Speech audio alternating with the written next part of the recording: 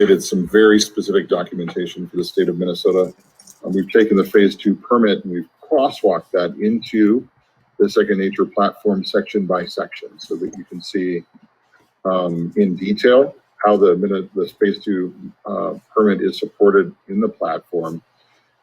It's about a 97% fit off the shelf. What that means is minimize risk, from an adoption standpoint, clearly, ability really to get things going quickly. We would focus on kind of an intensive implementation by identifying kind of 1 to 3 permit sections that are priorities.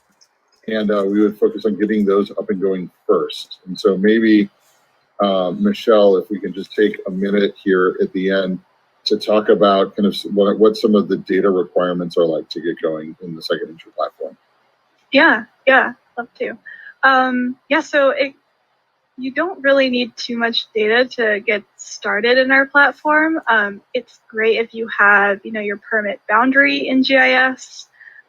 We'd like to take any relevant GIS data sets related to stormwater, so your outfalls. Storm drains are huge and really help accelerate and facilitate creating those drainage areas that I showed.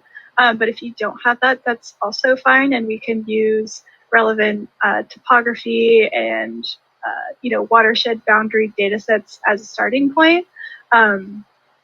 Besides that, we usually take land use from your city, so we'd like to use whatever you have in your parcel assessors layer because that's usually the one that's most up to date, but we use that land use to help model pollutant loads. So really it's just making sure that you have your permit boundary, land use, if you have outfalls mapped, storm drain pipes. Those are the kind of main GIS layers that we like to use in the beginning.